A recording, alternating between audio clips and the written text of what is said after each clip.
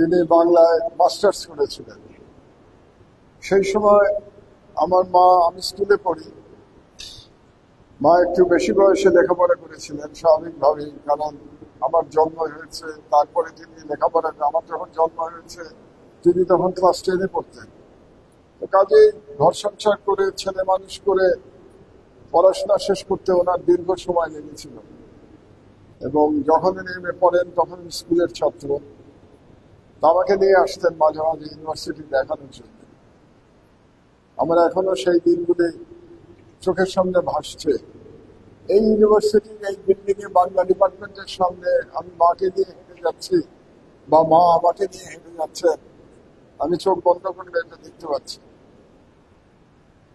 খুবই কষ্টের অনুভূতি, কিন্তু তারপরেও মনে হচ্ছে যে মা হয়তো কাছেই আছে, কারণ খুব দূরে তো না এখান থেকে বাংলা ডিপার্টমেন্ট। এই বিল্ডিং ছিল, সম্ভবত নিচের তলায় ছিল যতদূর মনে পড়ে আমার। বহু বছর আগের কথা, স্মৃতি অনেক ধূসর হয়ে গেছে। মা যখন ছাত্রী ছিলেন তখন হেড অব দ্য ডিপার্টমেন্ট ছিলেন ডক্টর আব্দুল হাই। এটা অনেকেই আপনারা হয়তো নাম শুনেছেন। ওনার একটা বিখ্যাত বই ছিল বিদাতে কতদিন, যেন একটা বই ছিল, 600 কতদিন না এরকম, 750 দিন, হ্যাঁ বিদাতে 750 দিন। সেই ডক্টর আব্দুল হাইকে আমি দেখেছি নিজের চোখে, মানে আরো যারা প্রফেসর ছিলেন তখন, ডক্টর ওয়াকিল আহমেদ, তিনিও বাংলার হেড হয়েছিলেন। ডক্টর আনিসুজ্জামান, প্রফেসর আনিসুজ্জামান তখন নতুন প্রফেসর হয়েছেন। তো আমি মার মধ্যে দিয়ে, মার স্মৃতির মধ্যে দিয়ে সেই দিনগুলো দেখতে পাচ্ছি। আজকে যে আমার ছোট ভাই বলবো না, আমার সন্তান তুল্যই বলা যায়, আমাদের ওসমান হাদি, যে আজকের এই অনুষ্ঠানের আয়োজন করেছে, দোয়া মাহফিলের আয়োজন করেছে, এই জন্য আমি তার কাছে কৃতজ্ঞতা জানাই।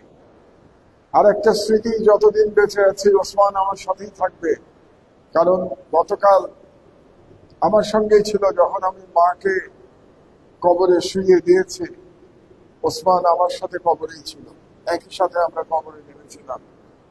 তো যতদিন আল্লাহ আমার হায়াত রেখেছেন, ওসমান যে কবরে গিয়ে আমার মাকে আমার সাথে নামিয়ে দিয়ে এসেছিল, এটা আমি ভুলবো না। এই জন্য আবার কৃতজ্ঞতা জানাই।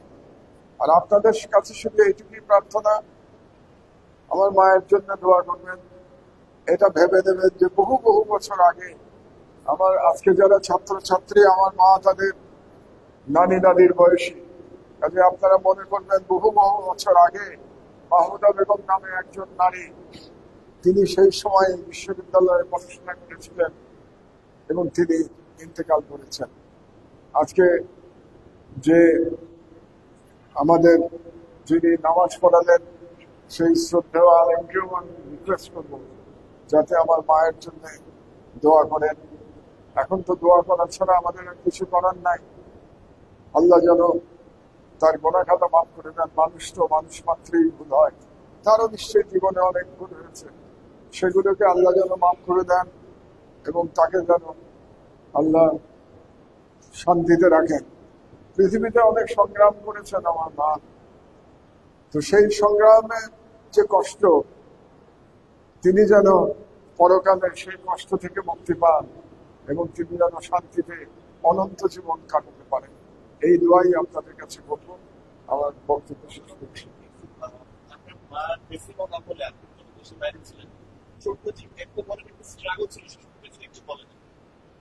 সেটা তো বুঝতেই পারেন, আপনার সেই প্রশ্ন। ফ্যাসিবাদ আমলে আমি দীর্ঘ সময় জেলে ছিলাম, রিমান্ডে ছিলাম, আমার উপরে আক্রমণ হয়েছে কোর্টের বারান্দায়। আমার মা, একটা দৃশ্যের কথা আমি বলি আপনাদেরকে, 2010 সালে, তখনও তো আমার মায়ের অনেক বয়স, 2010 সালে আমার বয়স প্রায় 70 বছর, মায়ের বয়স। আমি রিমান্ডে ছিলাম ডিবিতে। ডিবির থেকে ভোরবেলা আমাকে নিয়ে যাওয়া হয় আয়নাঘরে, যে আয়নাঘরের নাম আপনারা শুনেছেন, র্যাবের আয়নাঘর। তো আমাকে একটা পিক আপে করে নিয়ে যাওয়া হচ্ছিল। তো ডিবি থেকে যখন বের করলো, তখন হঠাৎ করে আমি দেখি রাস্তার উপরে ভোরবেলা, ফজরের নামাজে কিছুক্ষণ পরে, রাস্তার উপরে আমার মা বসে আছে ফুটপাতে। সারা রাত তিনি ওখানে বসেছিলেন, কারণ আমি ভিতরে, আমি রিমান্ডে ছিলাম, আমাকে কি টর্চার করে কিনা, এই উদ্বেগের জন্য তিনি বাড়িতে গিয়ে ঘুমাতে পারতেন না, রাস্তায় বসেছিলেন। তো মাকে দেখে আমি হাতটা উঠিয়ে দেখিয়েছিলাম। আমি জানতাম না আমার মা আমাকে দেখতে পেয়েছিলেন কিনা। আমি ভাবছিলাম যে আমি যে যাচ্ছি এটা মাকে বোঝানো দরকার। তিনি দেখতে পেয়েছিলেন এবং তারপরে আমার মা এবং আমার স্ত্রী আমার গাড়ির পিছনে পিছনে সেই র্যাবের হেডকোয়ার্টার পর্যন্ত গেছিল, যেটা বিমানবন্দরের উল্টো দিকে র্যাব ওয়ানের হেডকোয়ার্টার। এবং তাদেরকে ঢুকতে দেওয়া হয়নি, তারা আমাকে সেদিন দেখতে পারে নাই, কিন্তু তারা জানতো যে আমাকে আয়না ঘরে নিয়ে যাওয়া হয়েছে। এবং শুধু তাই না, আমার মায়ের বিরুদ্ধেও মামলা দেওয়া হয়েছিল। একটু আগে ওসমান আপনাদেরকে বলেছে, আমার মায়ের অপরাধ ছিল যে তিনি আমার দেশের একজন পরিচালক ছিলেন, তিনি ভাইস চেয়ারম্যান ছিলেন, আমি চেয়ারম্যান ছিলাম, আমার মা ভাইস চেয়ারম্যান ছিলেন। এই কারণে আমি জেলে যাওয়ার পরে আমার মায়ের বিরুদ্ধেও মামলা দেওয়া হয়েছে এবং সেই মামলা নিয়েই তিনি চলে গেছেন পরশুদিন। এবং এই বৃদ্ধ বয়সে ওই মামলার জন্য তাকে কোর্টে গিয়ে জামিন নিতে হয়েছিল। এবং আমার মায়ের সাথে আর যাকে আসামি করা হয়েছিল তিনিও একজন মুরব্বী, আপনাদের সবার পরিচিত, বাংলাদেশের খুবই নামকরা সাংবাদিক, সংগ্রামের সম্পাদক আসাদ ভাই, আবুল আসাদ ভাই। এবং আমার মাকে দুজনের নামে একই মামলা দেওয়া হয়েছে। এই জুলুম চলেছে। মা দেখেছেন যে কোর্টে আমার উপরে আক্রমণ হয়েছে, কিন্তু মা ভেঙে পড়েন নাই, কখনো আমাকে বলেন নাই যে ফ্যাসিবাদের বিরুদ্ধে আক্রমণ থেকে তুমি সরে আসো। তিনি আমার পরিবার থেকে আমি লড়াই করবার সমর্থন পেয়েছি, আমার মায়ের কাছ থেকে পেয়েছি, আমার স্ত্রীর কাছ থেকে পেয়েছি। এবং 6টা বছর একা কাটিয়েছেন, 82 বছর থেকে মৃত্যু পর্যন্ত, 87 পর্যন্ত এই পুরো সময়টা তিনি একা ছিলেন এই বাড়িতে আমার। এবং জুলাই বিপ্লবের শহীদদের আমার শ্রদ্ধা জানাই, তাদের শাহাদাত। ربنا فاغفر لنا ذنوبنا وكفر عنا سيئاتنا وتوفنا مع الأبرار اللهم اغفر لنا ولوالدينا وللمؤمنين يوم يقوم الحساب رب ارحمهما كما ربياني صغيرا رب ارحمهما كما ربياني صغيرا ربنا هب لنا من أزواجنا وذرياتنا يا كريم فاعف عنا يا رحيم ইয়া আল্লাহ আমাদের সকলকে আপনি মেহেরবানি করে ক্ষমা করে দিন। মাওলায় পবিত্র মুহররম মাসে আসরের পরে মাগরিবের পূর্বে দোয়া কবুলের এই মুবারকময় মুহূর্তে আমরা আপনার কাছে হাত পেতেছি। তার ভালো কাজগুলোকে আপনি কবুল মঞ্জুর করে নিন।